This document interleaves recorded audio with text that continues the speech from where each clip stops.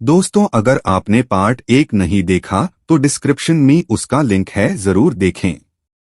तो पूरी इन्फॉर्मेशन में, अगर डायन के परिवार में कोई छोटी लड़की या लड़का है तो उस पर शक्तिपात कर देती है, जिससे उसे सपने के माध्यम से डायन विद्या, दाया को भागने के उपाय की धीरे धीरे सीख मिलने लगती है। और जब उसकी शादी हो जाती है तो उस पर डायन के गुण आना चालू हो जाते हैं। इस प्रकार से डायन बनने की प्रक्रिया होती है।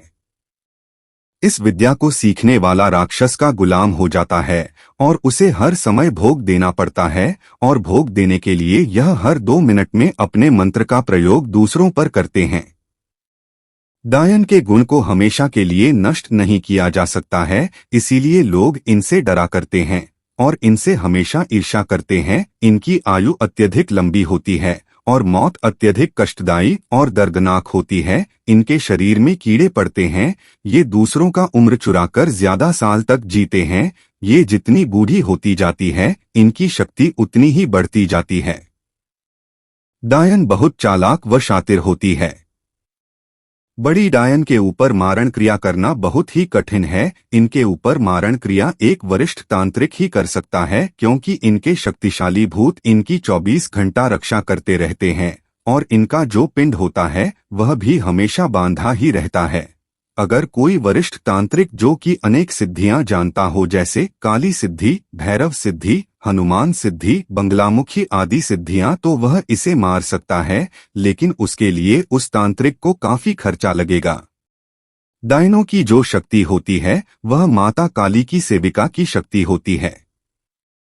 हर सेकंड की खबर इन्हें मिलती रहती है। गांव में क्या हो रहा है, क्या नहीं हो रहा है, हर पल की खबर इनका भूत इन्हें देता रहता है, जो कि कर्ण पिशाचिनी की तरह कार्य करता है। इसीलिए इनके परिवार वाले हमेशा खुश रहते हैं।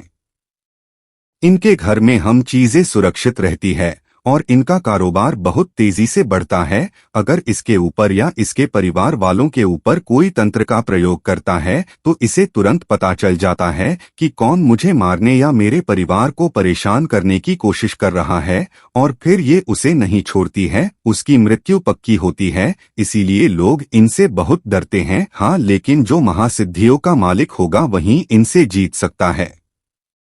एक वरिष्ठ तांत्रिक जो कि सभी सिद्धियों का मालिक है, वह एक बार में 4 या 5 डायनों को संभाल सकता है। और अगर कोई साधारण मनुष्य है तो वह डायन के एक शक्तिशाली वार से ही मर जाता है। और आप लोगों ने हार्ट अटैक सुना होगा, यह किसी को आता नहीं है। यह डायन किसी को मारना चाहे तो वह 1 सेकंड में किसी को भी हार्ट अटैक, लकवा जैसी ही अनेक बीमारी ला सकती है। इनके शक्ति का अंदाजा कोई भी नहीं लगा सकता है।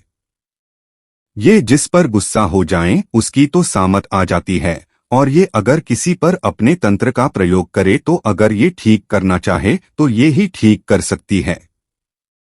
और वो भी तब जब इस पर ज्यादा दबाव हो और ये दूसरी डायन पर या उसके परिवार पर भी तंत्र का प्रयोग नहीं कर सकती है। अगर इसके परिवार पर कोई तंत्र का प्रयोग करे तो ये उसे ठीक नहीं कर सकती। ये सिर्फ दुख दे सकती है, अच्छे कर्म कभी नहीं करती है।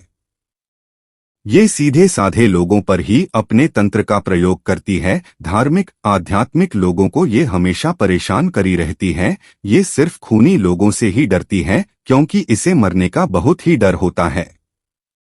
अगर आपको पार्ट 3 चाहिए तो कमेंट, लाइक, सब्सक्राइब, शेयर। धन्यवाद।